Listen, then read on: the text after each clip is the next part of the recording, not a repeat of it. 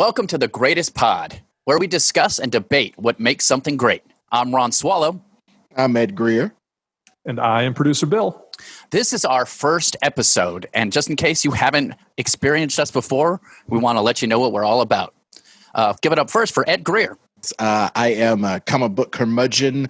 I am a burgeoning screenwriter and personality that you may have seen on the El Rey Network, Comedy Central, and various other nerdy enclaves. Ed is a raconteur of the finest quality. I'll just say that for him. If you keep up with Screen Junkies Universe, he was on there for a long time. He keeps making appearances on television, which is, only going to get bigger and better. And you guys are lucky to have his insight because he's the perfect blend of craftsman and a commentator. Thanks, guys. I didn't think of anything good for you guys. You both suck. This is the section of the show in which we pat ourselves on the back. That's right. We got producer Bill. Hey, guys. I am a longtime television producer. I've produced a bunch of stuff on cable that you may have seen if you've watched Discovery Channel or the History Channel. I am also a writer and an artist and have been working on some independent projects to get myself out of the cable TV landscape and into something a little bit more exciting, a little bit more in line with the sort of genre properties that we discuss on our shows. And let me pat Bill on the back and say he's one of the smartest people I know that is also combined with creativity. You don't see that a lot, by the way. A lot of times you'll get people who are real creative, but kind of dumb. And sometimes you get a lot of people who are real smart, but not very creative. That combo, it's a pretty rare thing, and Bill definitely has it. I appreciate that, Ron. Thank you. Yeah, I'm Ron Swallow. Look, let's be real. I haven't done as much cool shit as either of these guys. I mean, I don't mind it. I'm a pro. I was a pro rollerblader. Did you guys rollerblade for money? I don't think you did. I've written a fantasy novel that was terrible. I have been paid to do comedy, and I am good at that. Also, I love cats. That's not like you can't even deny how cool that is. So here I am, Ron Swallow, and I make podcasts with these guys. Ron, I never know how you take this, but we talk about on Reboot It, which is obviously our flagship show on the Reboot It channel. We talk about how you are very much the voice of the people. Like out of the fans that we have on that show, nobody has a negative thing to say about Ron Swallow. Everybody loves the energy that you bring to the shows. Ed and I can both tend to degrade into critical jerks. And I think that, Ron, you are always there to pull us out of that morass with just sheer enthusiasm for things. So it's, this dynamic is something that we've been working on for years at this point between the three of us. Yeah. And I think if you're into these topics, you're not going to get a better conversation than what you get from us here. And I just want to make it clear on this new venture, we're not going to necessarily have a guest every single time. A lot of the stuff that we're bringing up amongst our own group has quite enough conflict and intrigue as it is. But to relaunch the show, I don't think we could have picked a better guest. Oh, I mean, this guy is all over comics. He's all over entertainment. He's a funny guy. He's great at writing. I mean, you want to talk about a unique personality. We're, of course, talking about Marc Andreyko, which you already know because it's absolutely in the title of the episode. But Marc Andreyko is interesting because he's a guy who has really worked at the highest levels of mainstream comics, independent comics, is now doing screenwriting, but also maintains this online presence that is like very in line with the sort of stuff that you probably know us better for. And I really commend him because I think that he's trying to cultivate his fan base, his audience in a really smart way. And so he's a guy that I think, certainly speaking for myself, probably for you guys too, like I feel like I can learn some things from him. And I feel lucky that we can count him as a friend of the show. You said count, like Count Dracula. Oh. I'll just say this. In no previous conversations about people's favorite characters, elements of fiction, whatever, have we really tackled a Victorian era figure. I don't think we've done that yet. Perfect time to have supernatural stuff. Oh, yeah, absolutely. I want to jump on that right there. Right on the cusp of having actual technology, actual motor vehicles, actual everybody's mind isn't a country mind. I think Victorian times are the last times we really thought of the mystery of the forest as something impenetrable and a place where, ghosts and goblins and Draculas could dwell. It's a very interesting time. now we go eat marshmallows there that are on fire. You know, like it's like, but not on Friday the 13th. That's right. Because the new mythology says something bad's going to happen. Absolutely. So for now, get yourself comfortable. We have comic book scribe extraordinaire Marc Andreyko talking about Dracula for the inaugural episode of The Greatest Pod.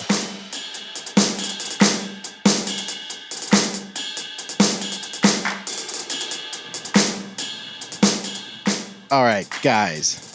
This next guest, this has been a long time coming. He and I competed on movie fights down at Screen Junkies. He was just a really cool guy from the get-go. I've loved all of his books. He's a New York Times best-selling author. He won the Eisner Award, and he is a movie trivia Schmodown champion. Please give it up for Marc Andreyko. Yeah. Ooh, thanks, guys. Good to virtually kind of see you, Ed. Dude, nah, this isn't the reunion that I was envisioning, but it's all good. So speaking of which, Marc, we normally get into how you kind of came into being who you are and what you are as a geek, or whatever you identify as. So what was your first kind of what got you into geek culture? Well, when I was little, like 3 years old, my older cousin was a big comic book fan. So, you know, when you're a little kid and you have a cool older cousin, you try and copy what they do. And I became obsessed with Spider-Man and comic books. So at the age of 4, I had learned to read from Spider-Man comics and Sesame Street. So for over 4 decades now, I've been a fan and a creator and a producer, and worked retail and comic books and worked on movies. So it's just something that I have the genetic flaw to like this industry. I like it being described as a flaw because sometimes it does seem like an affliction. Sometimes I'm really envious of plumbers, because when, and I don't say that as like a cynical, sarcastic thing. I envy people that can go to work Monday through Friday and then at 5:30 Friday put the closed sign in the door and not think about their job until Monday. Because when you're, especially as a writer, I'm always jotting down notes and getting ideas and stuff. And once again, I'm not digging ditches or tarring freeways, so I'm not complaining. But the lack of stability sometimes, the older you get, is the least pleasant part of this life. But the other flip side of that is having a 9-to-5 job. I couldn't do a 9-to-5 job 40 hours a week for my whole life. My dad worked at Blue Cross and Blue Shield for 40 years, and I was like, how do you go to the office 5 days a week, 50 weeks a year for 30 years? And he doesn't understand how I can, work from home or work on a movie for 3 months and have enough money for the rest of the year and not work. And so it's all balances out. But sometimes this life is exhausting. Yeah, absolutely. How did you get into writing, though, like when you were first starting to write? I had really no desire to be a writer. I didn't study writing. I majored in theater. You've just angered everybody who ever went to college. Oh yeah, just wait. I'll tell you how I got my first comic book job, and then people will be like turning off this podcast. So yeah, I mean, I was always interested. I wanted to be a comic artist when I was a kid, and then I realized that took way too much discipline. I get too frustrated. I would want the finished drawing out of my head and on the paper, and the steps to get there were too much. And then I became obsessed with film and stuff, and I majored in theater in college. And as everyone starts out, you're majoring in acting, and then I switched over to directing and have a degree in directing theater. And I had ideas, and I pitched them to friends, thinking, I'll guide them. I'm not a writer; I'll have them write them. And then it became, giving an idea to a friend to bring to life is like having your best friend be your roommate. It's going to end in tears. It's not a good situation. So I finally just started writing them myself because I was a control freak. I'm like, I'll just do it myself, and somehow convinced people that I knew what I was doing. And 27 years later, here we are. Yeah, it's the thing about the life in the arts is you don't get a degree and then do your internship and then do this, and it doesn't go to A to B to C to D. It goes A to X to a tilde to a umlaut back to lowercase b. There's no roadmap, which is both the blessing and the curse of this. You could be nobody and be discovered at the soda fountain, the old apocryphal story about Rita Hayworth. Yeah. Or you could toil for years and be discovered in your 50s. It's all by chance. So that's why I always say that this is especially the film industry is an endurance race. I'm by no means the most talented person, but I'm too stupid to stop running. That I joke that if I ever have a production company, I want to name it Baby Sea Turtle Productions, because getting something made in Hollywood is like those documentaries about the Galapagos Islands where the guy says 3,000 baby turtles are born, 2 survive to adulthood. Yep. So it's just it's interesting because I understand. It's why good teachers are so rare, because people that are the most prepared, the best teachers, are probably working. Yeah. I remember, some of the bad teachers I had in college would be teaching acting, and I was like, and they never acted in anything. They never did summer stock. They never did. They went from being a student to being a teacher. And it's when I tell people, when I'm ever talking to friends who are going to direct a short film or something, and I'm like, have you ever acted? And they're like, no. I'm like, you need to take an acting class, because you need to know what the actors do. You need to be able to share that language with them. And you can't, it's like me saying, I'm going to be a brain surgeon. It's a weird balance of enjoying what we do because it is super fun and super cool. It has its bad times, but like I said, I'm not digging ditches. I'm not picking up roadkill on the freeway. Let's keep things in perspective. But at the same time, it's also really hard work. People think because you're making up stories, it's not a real job. But, But it absolutely is. And here's the thing. We have a bunch of creative people who listen to this. And I'm sure they would love to hear at least a little bit of how you do what you do. I know it's hard work and all that sort of thing, but I'm sure a few of our listeners would love to hear about how you get into writing something when you're going to write for it. It's really, I get an idea, and whether it's a thing that I think might be a good title, or I see a story on the news or on Discovery, or I read an article, or I'm just daydreaming. And then my method, I call it the crockpot method. I like working on multiple projects at one time because one, if you get stuck at one, you just go to another one. And two, the crockpot method, you throw the ideas in your head and you don't think about them consciously for a couple of weeks. You let your brain slowly cook them and your subconscious cook them. And then when you're working on something else, suddenly a breakthrough will happen. Because the actual physical process of writing is the least time consuming of the process, the actual sitting down and typing. It's all the stuff before that, and all the times you're just staring at the monitor. But that's how I work. I wish there was some mystical guru thing I can sell you 50 books. But screenwriting books are like diet plans. There's one way to write a screenplay. Basically, if you know the format, you can depart from it. And you know how you lose weight? You eat well, you sleep well, and you move. There can be 3,000. I bought so many screenwriting books, and they're all the same thing. Yeah.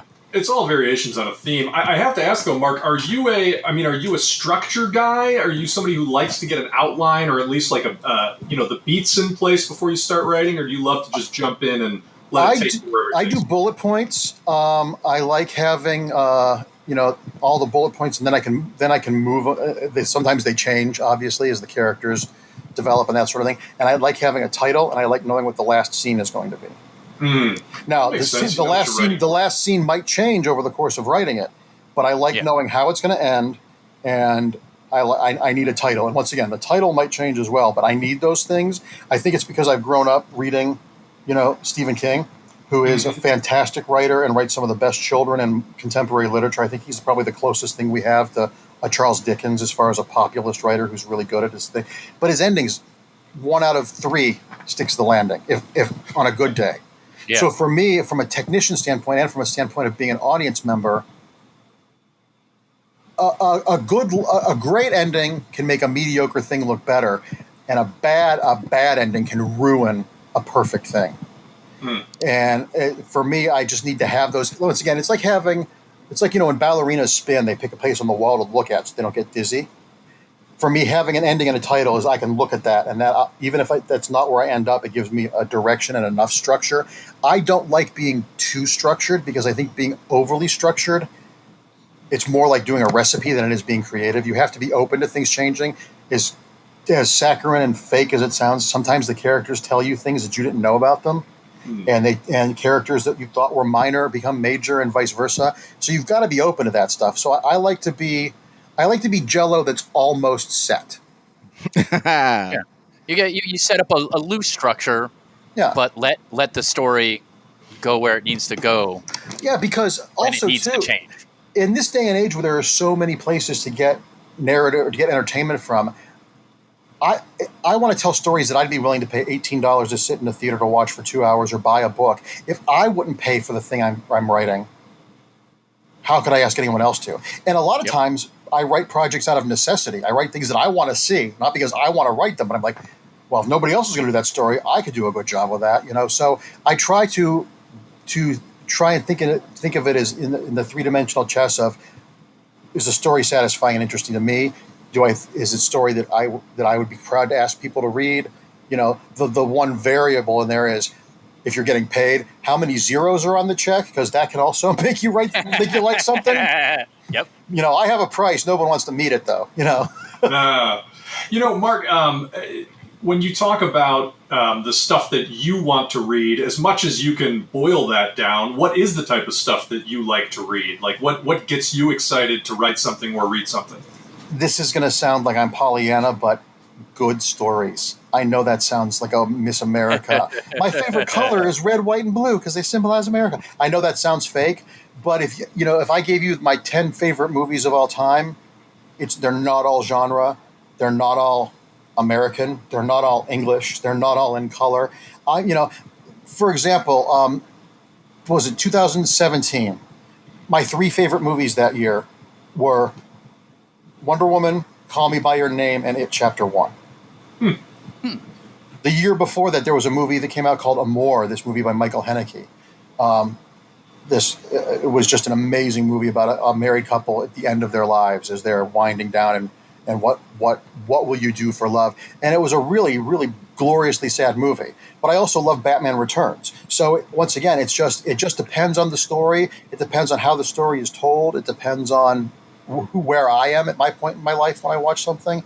But yeah, I mean, there are some genres I enjoy. You know, I enjoy like horror movies, and I used to enjoy superhero movies. There's just so many of them now that now we've achieved the level of, there are so many, and now it's such a vibrant genre that there are mediocre ones. They're not all special anymore.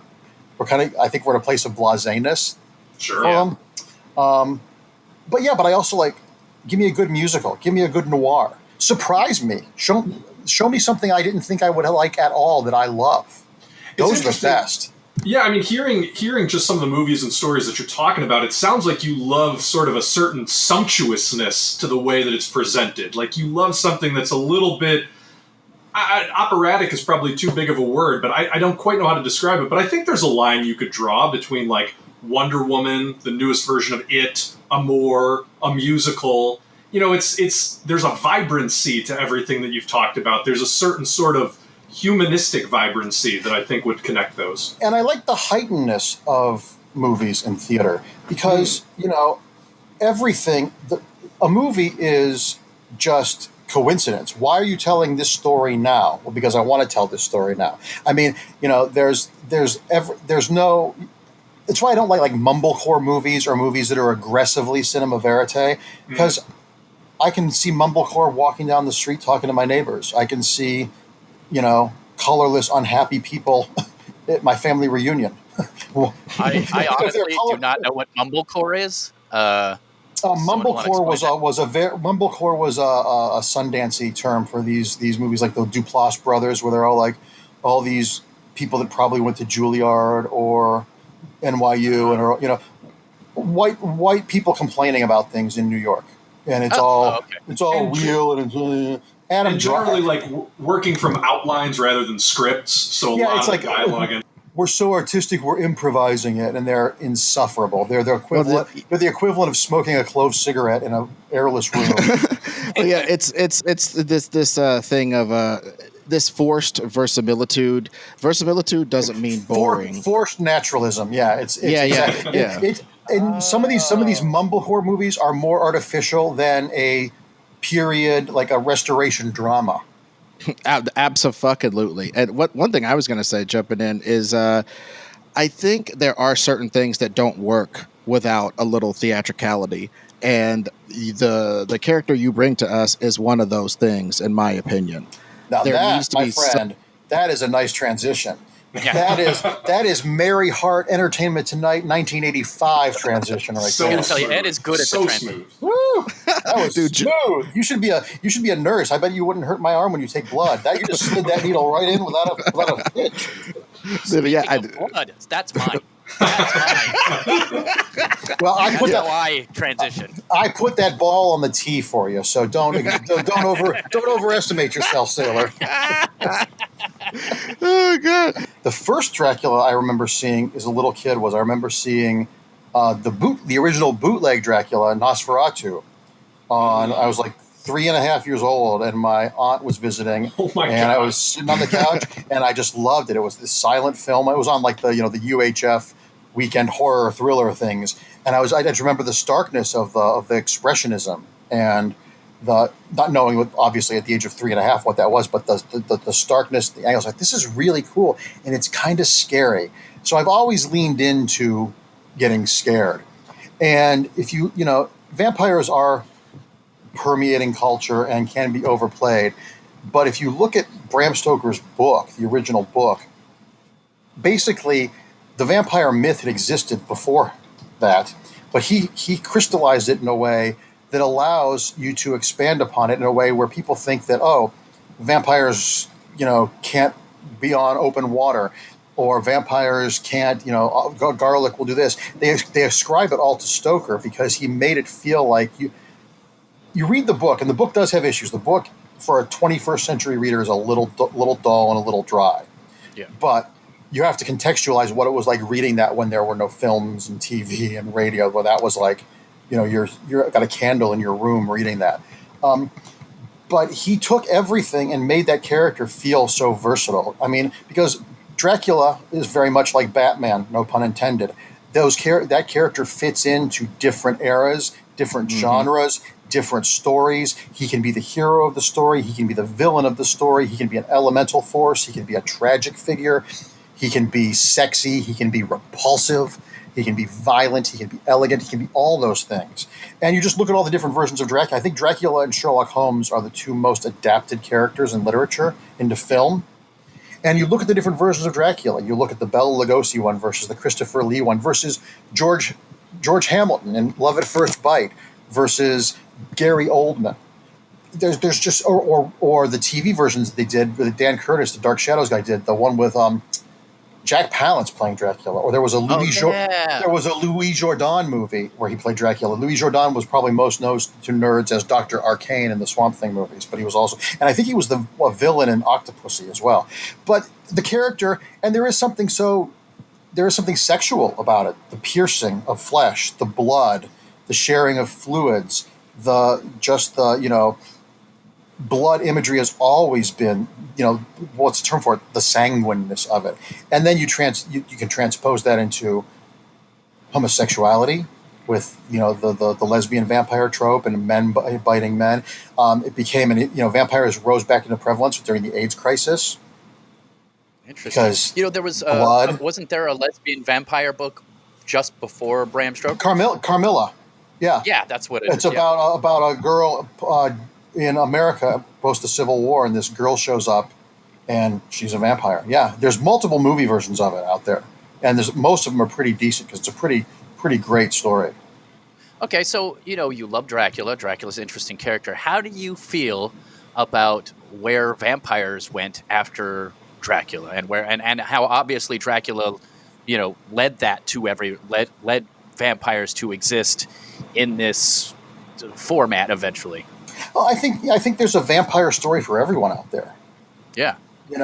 I'm glad that pop culture has assimilated some of these things so much so now that I think I'll give credit to the Greg Berlanti's DC shows on the CW. Yeah. The multiverse and multiple examples of a character existing simultaneously is now in the lexicon. My mom understands what the multiverse is.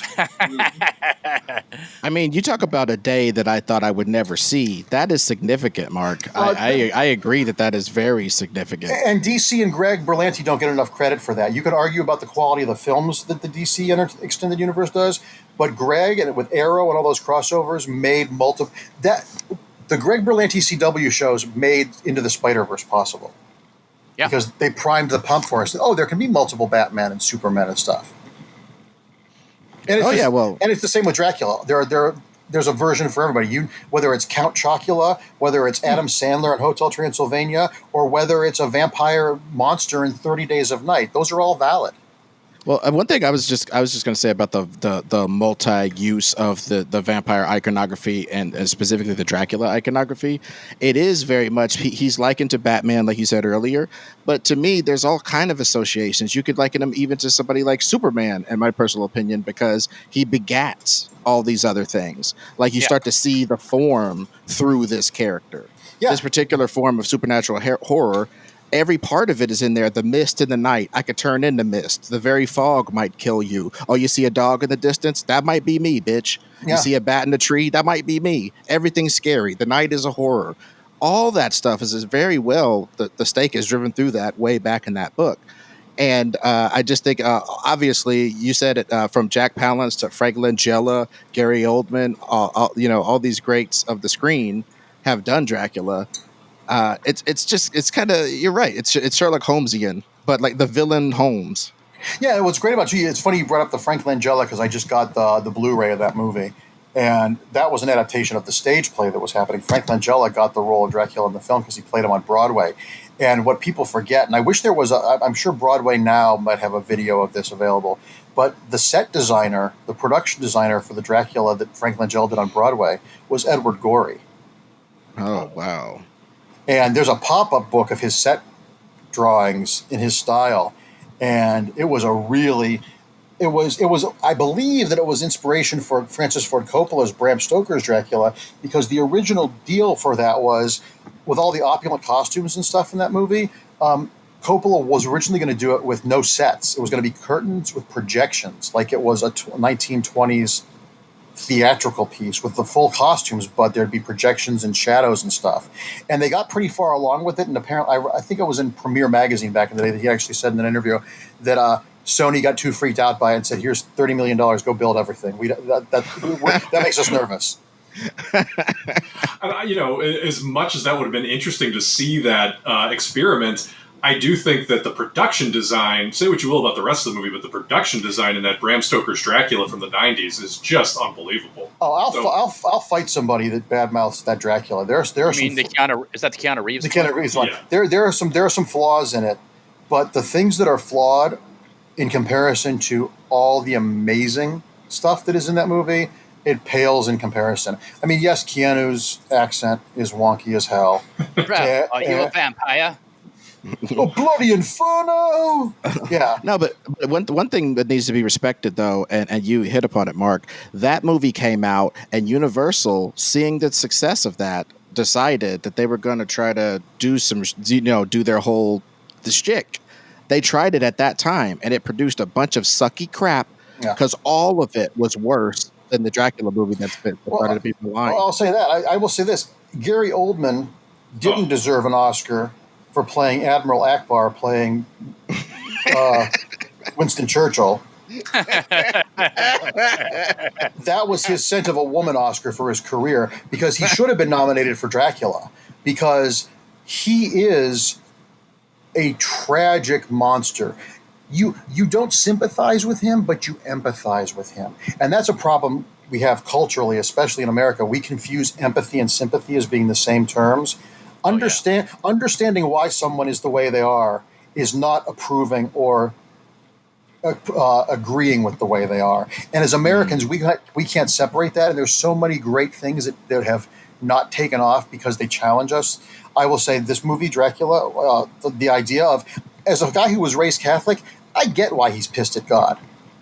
Mm-hmm. They don't present Dracula is presented as a monster in that movie, in that he is immortal, but he did everything right and lost everything. I get why he's mad.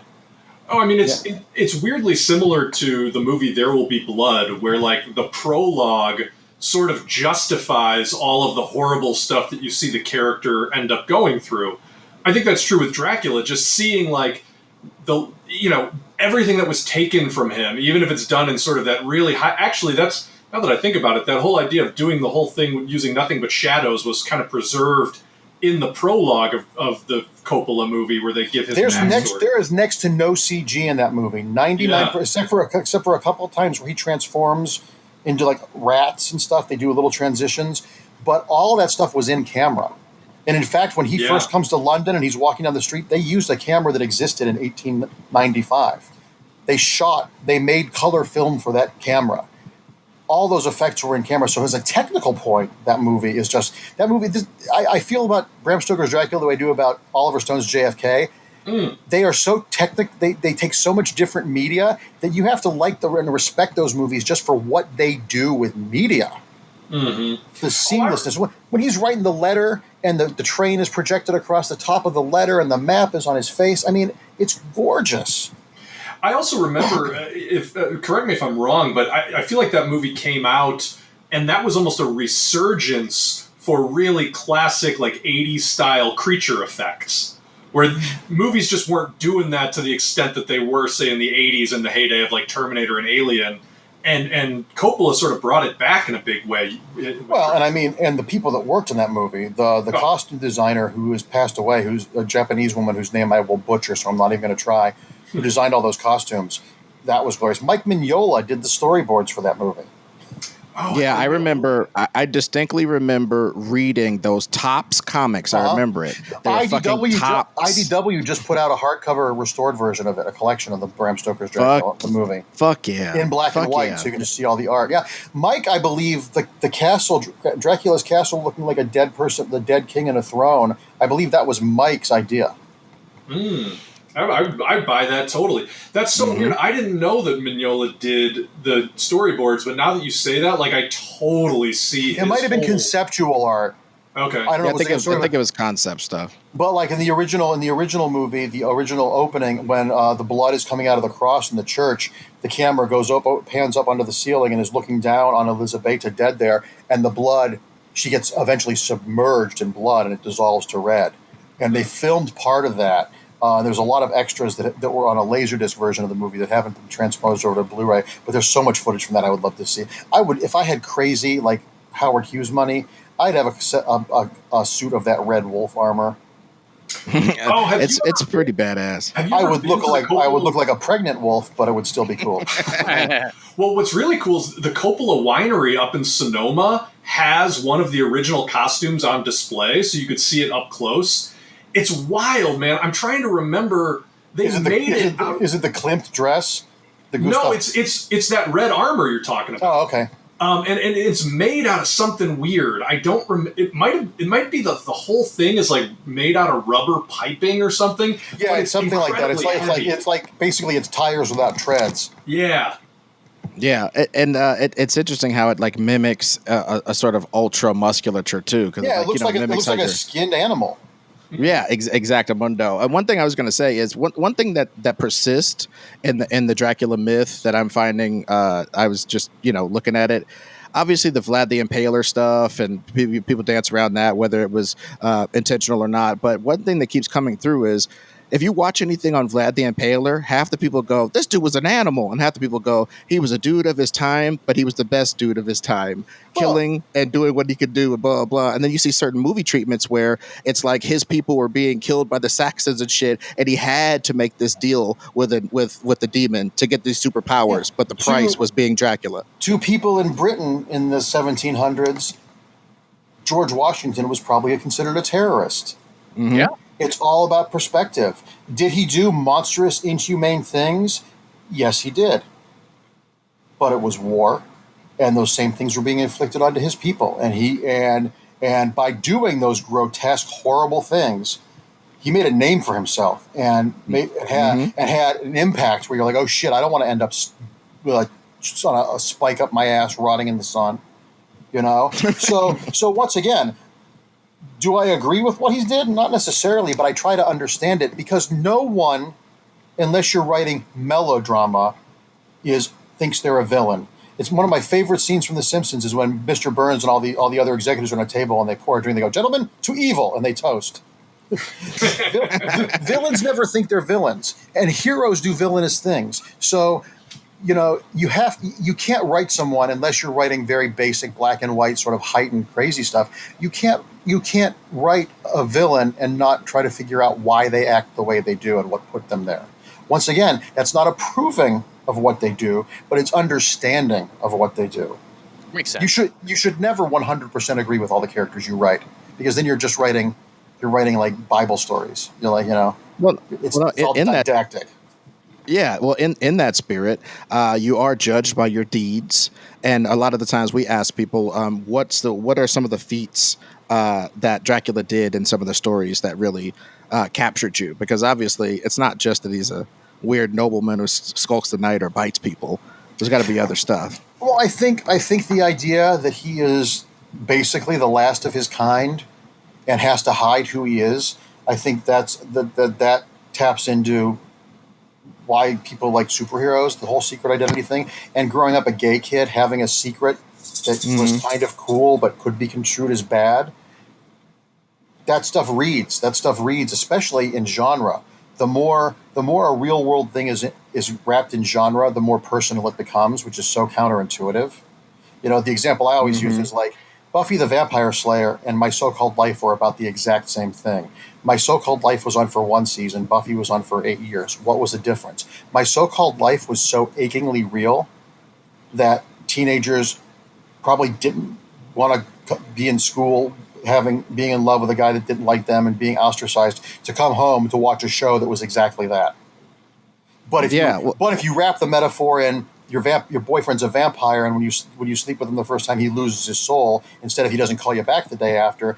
That works more. It's the same thing with that show 30 Something. I loved 30 Something, but people that work 40 hours a week and couldn't make their house payments don't want to watch a show about people that work 40 hours a week and can't make their house payments. If it was Moon-based 30 Something, it would still be on the air, because that layer of genre allows you to disconnect from it and then reconnect with it in a way that a direct like a true life docudrama doesn't. Well, yeah, Scott McCloud talks about it in Understanding Comics, where you can identify more with like a simple smiley face sometimes, because you can project yourself onto it. Scott McCloud, by the way, is one of my heroes. The first screenplay I ever wrote, just for my own edification, and I will someday get the rights to make this movie, Scott, I will, was Zod. Oh, yeah. I own the last 4 pages of the last issue of Zod. They're hanging on my wall right now. You fucking kidding me? That's dope. Scott McCloud is I can't say enough about him. He was nice and open with me when I was in college, and I would say, "Can I send you the screenplay I wrote?" He's like, "I can't read it, but I'm very flattered." And he was so gracious, and so he treats everyone with the exact same level of dignity and respect. And he's brilliant, and he's a genius, and he does it in a way that's so accessible and so empowering that I'm just in awe of him. He's as much as you like his book, Understanding Comics, the only thing that is cooler about him is what a great person he is. That's great. Yeah, we're huge fans of those sort of venerable indie creators on this show, and we should just make a mental note. We got to talk more about Zot, and actually on the same topic, we got to talk more about Steve Rude's Nexus. Because yes, we do. Yeah. If you guys ever wanted to, I could reach out to Scott. I would love to be on a Zot episode with Scott and talk about that. I think because Zod is a book that people need to rediscover, because Zod is an amazing, amazing book. Yeah, I feel like both those characters, Zod and Nexus, are like these very much kind of throwback superheroes that kind of came out at a time when everybody was way more concerned about, like, how do we grim and gritty this thing up? How do we push it into the new millennium, etc.? And, like, they don't get as much love as they should, because there's some really sophisticated storytelling that goes on there by some really wonderful creators. Well, one thing I wanted to ask Mark is, what is your favorite version of Dracula, given that the character's been interpreted so many times? This might be out of left field, or maybe not. My favorite version of Dracula is Marv Wolfman and Gene Colan's Tomb of Dracula for Marvel Comics in the 70s. Oh, yes. Oh, now we're going to go down a rabbit hole. No, that's my favorite. It's you know what? That might actually be the first Dracula I remember reading the Tomb of Dracula comic books as a kid. And Gene drew him to look like Jack Palance from the Dan Curtis movie. Oh. Now I see it. Now you can see it. But what I loved about that book was I say that Wolfman and Colin's Tomb of Dracula was the first Vertigo book, because that book got it progressively weirder. Dracula went from being a villain, an arch sort of villain, and once Tom Palmer came on as the anchor right around issue 7 or 8, the book really started finding its stride as a serialized sort of vampire soap opera. The supporting cast was great. But by the end of that book, Dracula married a human woman. They had a baby. He lost his powers. The baby turned out to be Jesus. They never said that, but he was called Janus. He was this golden figure of purity, but it was Jesus. That's amazing. And as a 10, 11-year-old gonna be gay kid in Catholic school reading that, I was like looking over my shoulder thinking I was gonna get struck by lightning. But it was a really, really sophisticated book, and it made Dracula understandable. I mean, there's a part at the end when Dracula, in one of the last issues, and there's a great cover of it, Dracula gets his powers back, and the vampires are revolting against him because they think he's weak, and they're attacking an orphanage, and he grabs a crucifix and is holding it, and it's burning his hands, and he's flying half bat, half man with this burning crucifix to drive these vampires away from these children.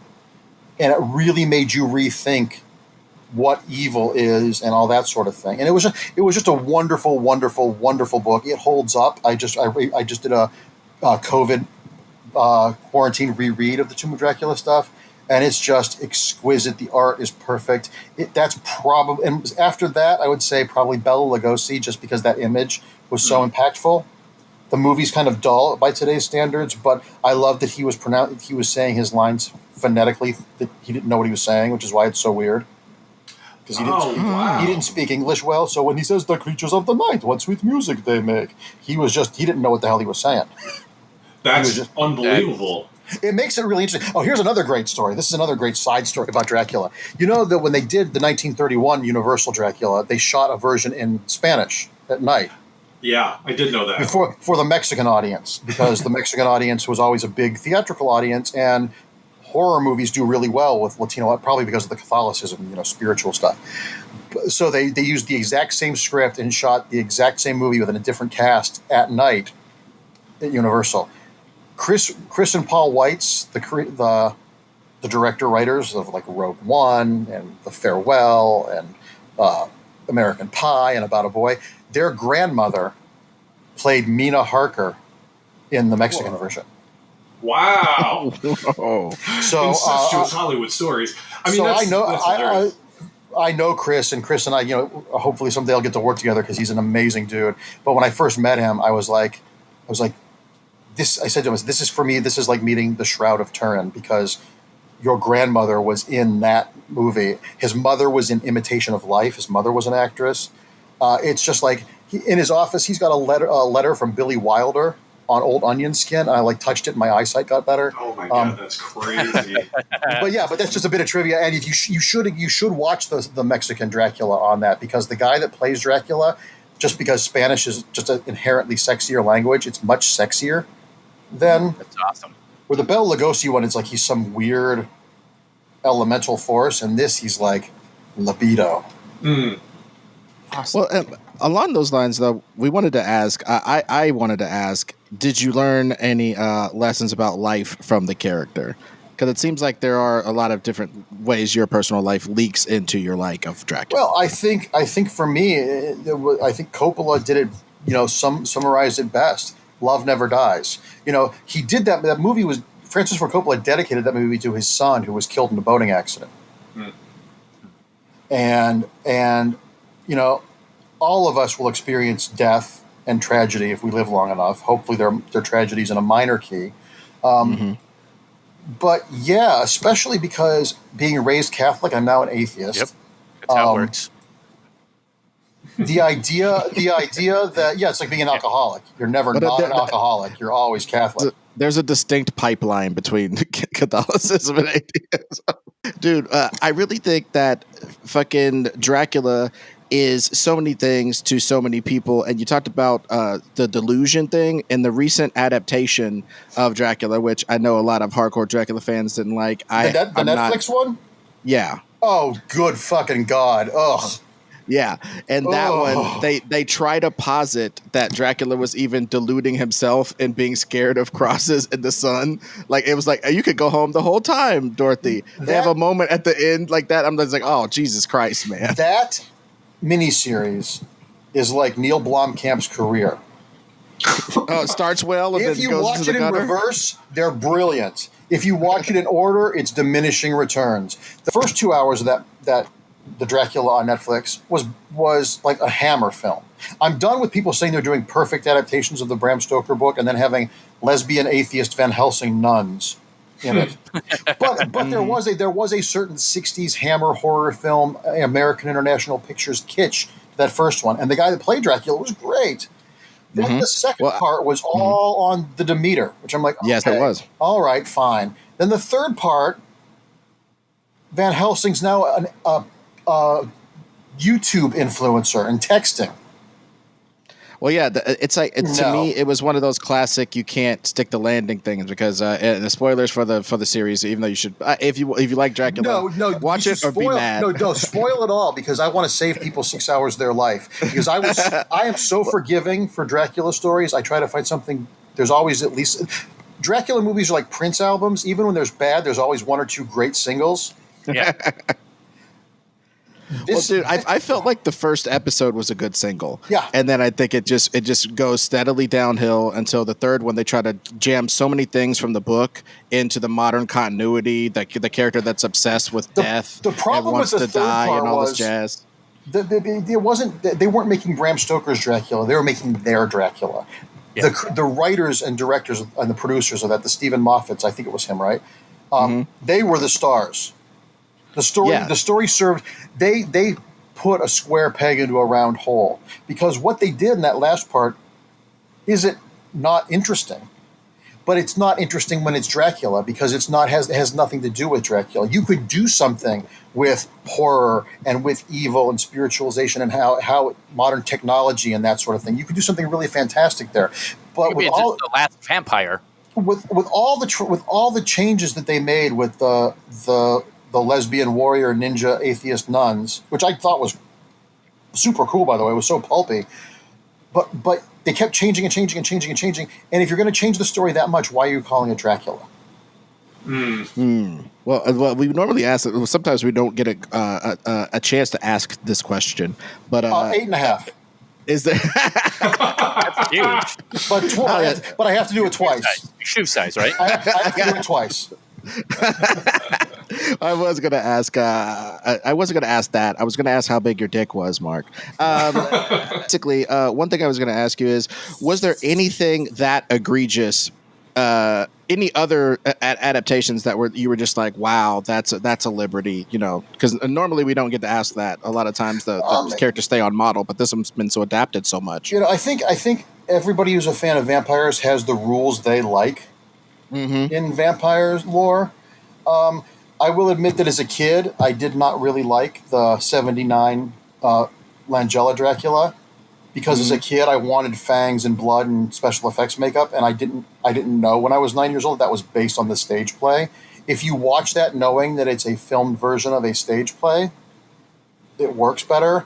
Like because Dracula gets killed at the end, I think he gets pulled up on a mast and dies in the sun, and I was always like, a stake through the heart, gore, cool. But I've rewatched that recently, and Langella's performance is great, and it's one of those weird Laurence Olivier performances where you're not sure if he gets what he's doing or not, and you're not, but it works, but you don't know it works as like big, like Anthony Hopkins in Dracula. It also works as real. It's a very interesting movie, and it's also extremely 70s. Lots of big hair and like feathered hair and stuff. But it's definitely interesting. There haven't been many that I hate.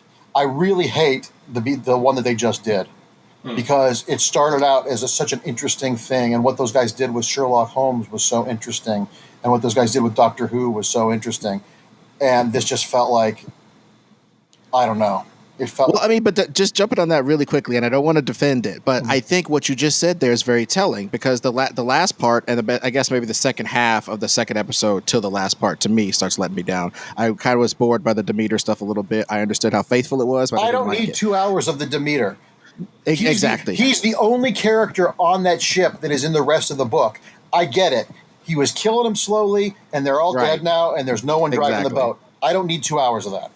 Exactamundo. So the very first episode, though, they introduced so many interesting concepts. The fucking, just like the Gary Oldman Dracula, he comes down and he starts sucking on Jonathan Harker. And as he sucks on Harker, his English gets better. He becomes more knowledgeable about the modern world. He invites this sort of convivial male friendship, either because he's gay subtextually or intertextually. Well, I don't think he's gay. I think he just likes fucking. I think he's Mick Jagger or David Bowie.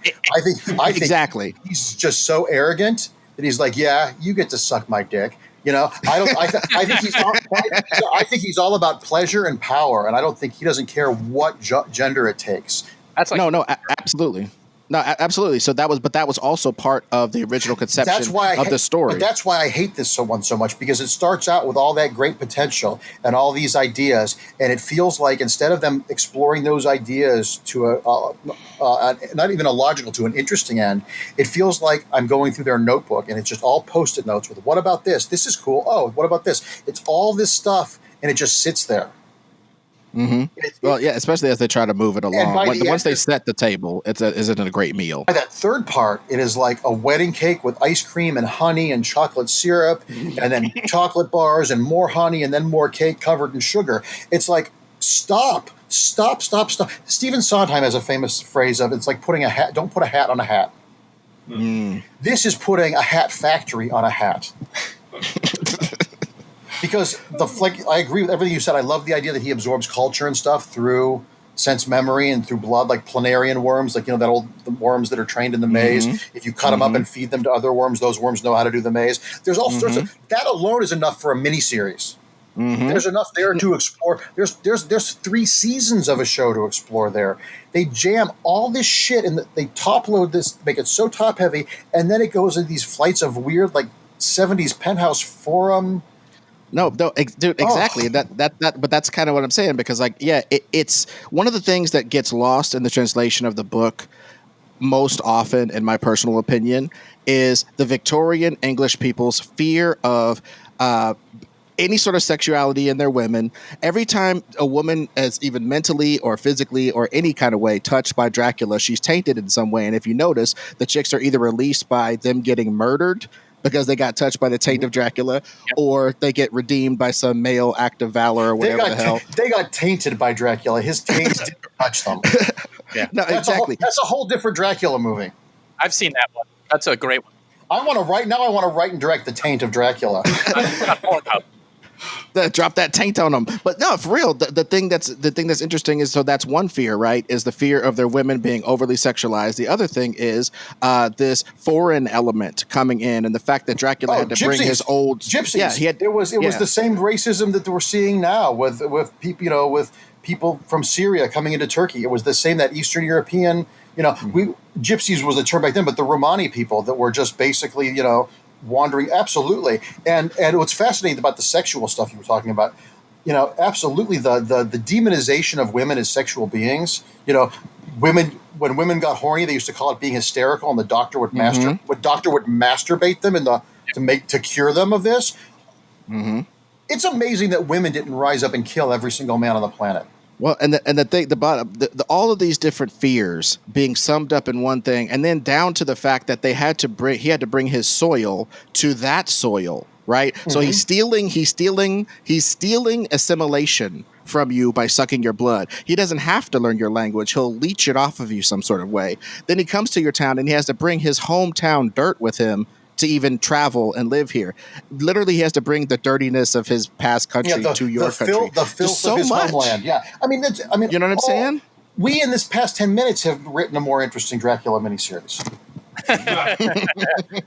Well, I gotta say though, the one thing that is amazing about Dracula, even though we've had some duds, I would say though that, like, a lot of shows, books, like any vampire thing that you get would not exist if we didn't have Dracula. Like, I read Jim Butcher, as everybody knows, the Dresden Files, and the vampires in that are taken.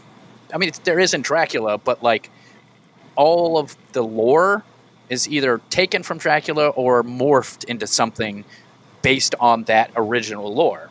And that's, I mean, it wouldn't exist without what we already started with. So yeah, I mean, he took much like Elvis took music from the African American culture and made it mainstream.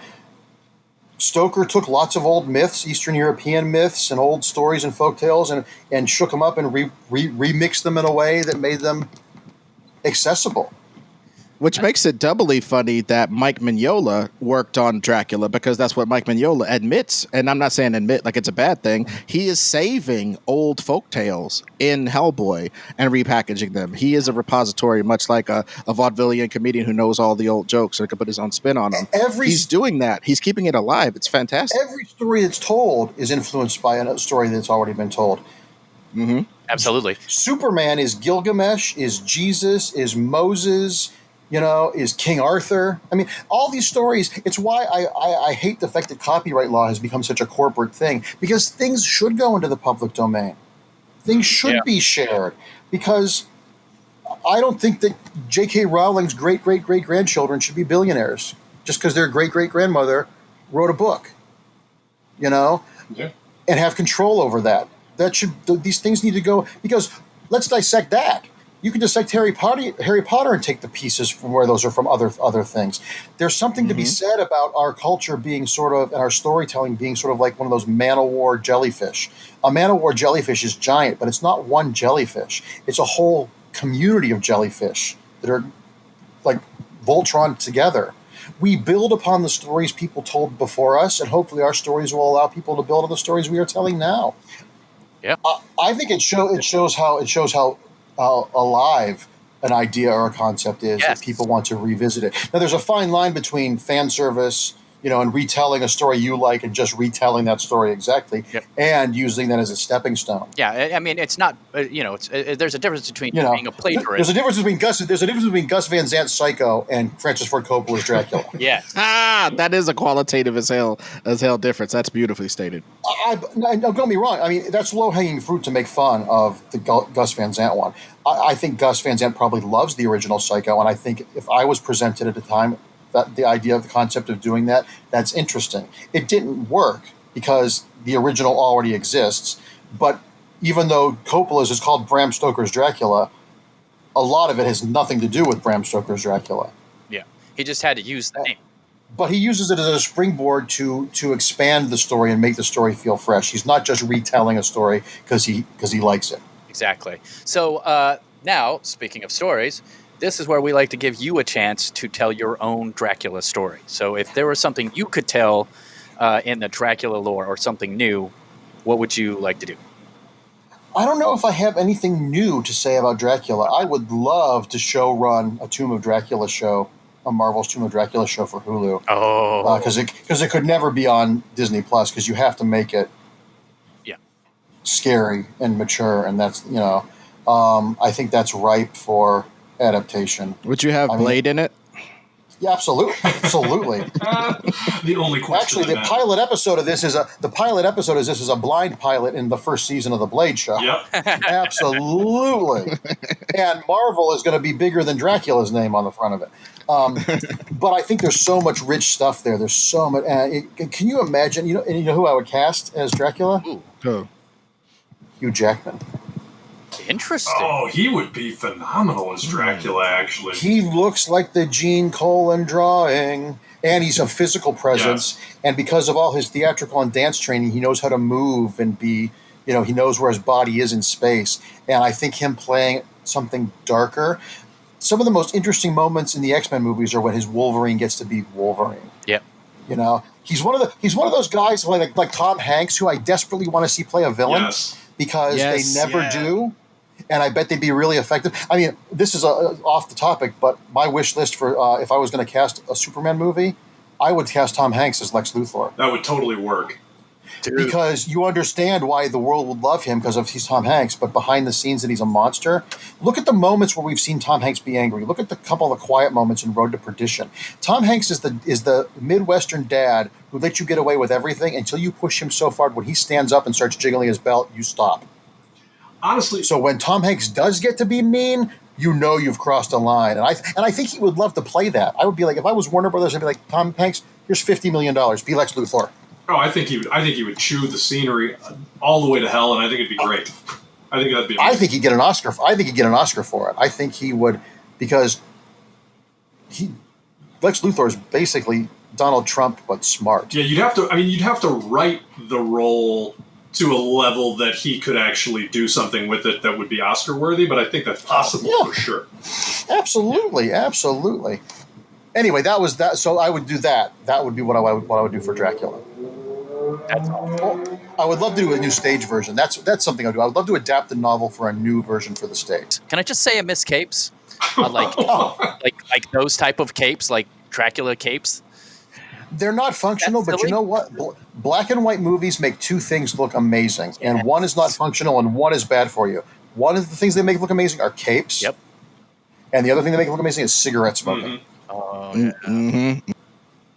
I am glad the Motion Picture Association made movies get an R rating if there was too much smoking in them, because you watch Lauren Bacall smoking a cigarette in the 30s in black and white with rain behind her, and you're like, God, I don't like smoking, but that looks great. Oh, absolutely. Well, Mark, you have really enlightened us about all the different ways to appreciate Dracula, and I'd like for the people at home to know how to appreciate you by following you on like Twitter and stuff like that, and also buying whatever products that you got to hawk, baby. Cool. So here I give you the floor.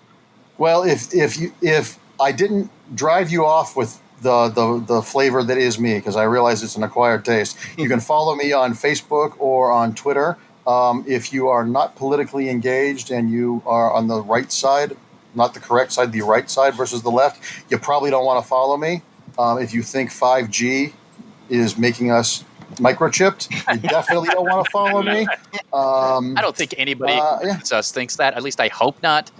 You'd be surprised. Yeah. It's my Christmas card list gets smaller every day. And I got a bunch of comic book stuff that's out. There's 2 volumes of my run on Supergirl that I'm really proud of. It's Supergirl in outer space with Crypto having all sorts of adventures. The new printing of Torso, the true crime book about Elliot Ness and the first serial killer in the United States by Brian Bendis and I is out in a new printing. If you like my old book Manhunter, please text and email and DC and say you want to see more of it, because they do listen to stuff like that. And as Ed alluded to earlier, I have a bunch of things in various stages of development that I'm not allowed to talk about, and that's just as annoying and stupid to me as it is to you. But the moment I'm allowed to talk about a couple of these things, if any one of them happens, it'll be really, really cool. That's awesome. Before we end, I have a really good dumb joke, and hopefully the audience members are old enough to get it. So here we go. I like to sing a lot, and my buddy asked me if I could please stop singing Wonderwall by Oasis. I said maybe. I get it. That's right in my wheelhouse right there. No, I got it. Yeah, that was right. That was right down the middle, dude. Yeah, that's everyone's reaction to the joke, and that's why I love it, because people are like, they go, what? Oh, fuck you. Like, yes, please. Because that's how I feel when I hear an Oasis song. So it's me too. back. Well, dude, thank you so much for coming on. And yes, if you want to come on again, I would love to. This was great. This is the kind of format I love. It's got enough. This is the kind of format. This is how I write. There's enough structure, but we can depart and go on flights of fancy before we come back. So. Heck yeah. That's it. Well, that was our episode with Marc Andreyko talking about Dracula. Dude, I don't think I was prepared for that level of Dracula conversation and knowledge. That was certainly a Dracula off that we were having there, and I enjoyed it quite a lot. A lot of taint talk, which is what I was here for. That's perfect. Who doesn't want to know about dead taint? I mean, is it cold? Is it warm? I don't know.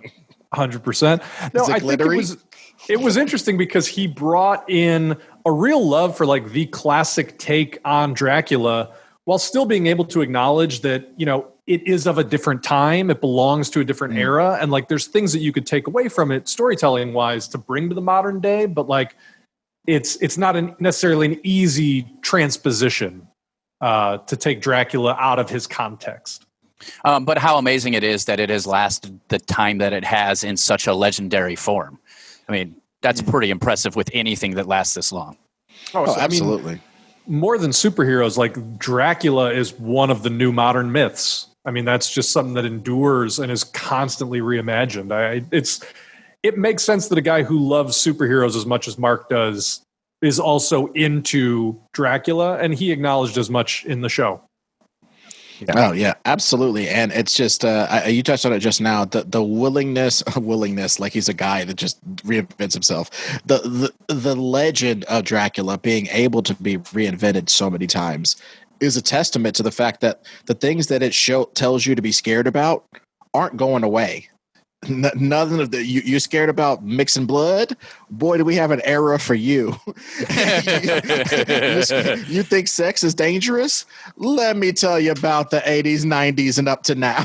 Let me tell you the demolition man we're living in, where we can't touch each other or breathe on each other, for Christ's sake.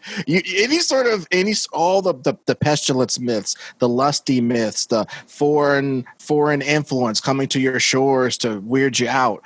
Anything you're scared of from almost any era, it's in this story, and it's why it continues to endure. Yeah, especially being hypnotized. I mean, I don't know if you've seen those hypnosis shows, but Ron just walks around in deathly fear of hypnotists all day long, every day. Don't make me quack. Don't make me quack. And it's so funny. Out of all the things you can make somebody do if you hypnotize them, everybody's afraid to be a chicken. I've done weirder stuff not hypnotized. So let's be real, guys.